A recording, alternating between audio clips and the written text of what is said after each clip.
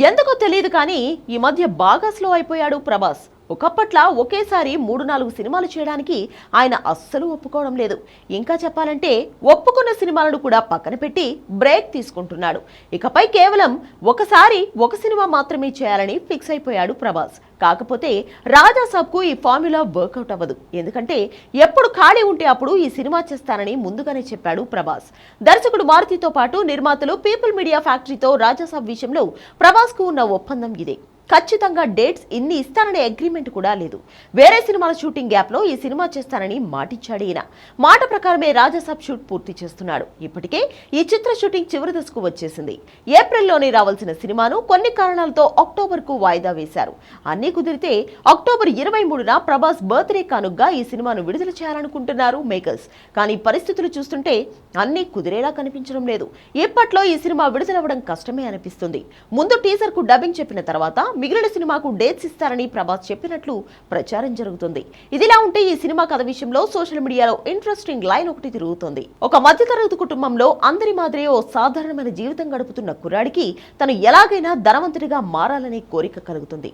రాజాసాబ్లా life lead చేయాలనుకున్నా మధ్యతరగతిలో ఉంటాడు కాబట్టి అవన్నీ కలలుగానే ఉంటాయి. అలాంటి సమయంలో తన తాత గురించి కొన్ని రహస్యాలు తెలుస్తాయి ఆ కుర్రాడికి. అదే ఊళ్ళో ఉండే ఓ బంగ్లాలో తన తాతకు సంబంధించిన 1000 కోట్ల ఆస్తులు నిధులు ఉంటాయని రాజాసాబ్ తెలుసుకుంటాడు.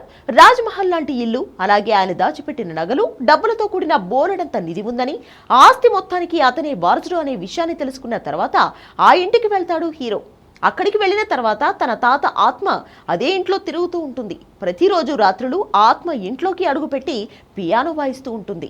అదే సమయంలో ఆ ఇంట్లోకి తన వారసుడు కాకుండా పరాయవాడు వస్తే చంపేస్తూ ఉంటుంది. ఇంతకు రాజాసాబ్ మంచివాడా చెడ్డవాడా? ఎందుకు తన వారసుడిని తప్ప ఆ ఇంట్లోకి అడుగుపెట్టే అమాయకులను చంపేస్తున్నాడు? ఫ్లాష్ బ్యాక్ ఏంటి అనేది అసలు కథ. తన వంశంలో వారసుడు అంటే మన హీరో తప్ప అందరూ ఎలా చనిపోయారు అనేది కథలో మరో ట్విస్ట్. కథ రొటీన్ గానే అనిపిస్తున్నా స్క్రీన్ ప్లేలో మారుతి మ్యాజిక్ చేశాడని తెలుస్తోంది. ఈ కథ నిజమా అబద్ధమా అనేది పక్కన పెడితే ఆసక్తికరంగానే ఉంది. హారర్ కామెడీ అన్నప్పుడు ఇంతకంటే కొత్త కథలు రాయడం కష్టమే. మారుతి కూడా ఇదే చేస్తున్నాడు. రొటీన్ కథనే తీసుకున్న ఎంటర్టైనింగ్ స్క్రీన్ ప్లేతో సినిమాను నడిపించాలని ఫిక్స్ అయిపోయాడు. ఒకవేళ ఇది నిజం కథ అయితే రాజాసాబ్ పంట పండినట్లే. ఆ ఇంటికి చేరిన తర్వాత కమేడియన్ గ్యాంగ్ తో ప్రభాస్ చేసే కామెడీ అదిరిపోతుందని, రాజాసాబ్ సినిమాకు మెయిన్ హైలైట్ ఎంటర్టైన్మెంట్ అని తెలుస్తుంది. పైగా నిధి అగర్వాల్, మాళవిక మోహనన్, రితిక్ కుమార్ గ్లామర్ ఈ సినిమాకు అడ్వాంటేజ్. అంతా బాగానే ఉంది కానీ రిలీజ్ డేట్ విషయంలో మాత్రం క్లారిటీ ఇవ్వడం లేదు మేకర్స్. ఇదే ప్రభాస్ అభిమానులను బాగా ఇబ్బంది పెడుతున్న విషయం. చూస్తుంటే 2025లో ఈ సినిమా వస్తుందా రాదా అనేది అనుమానంగానే ఉంది.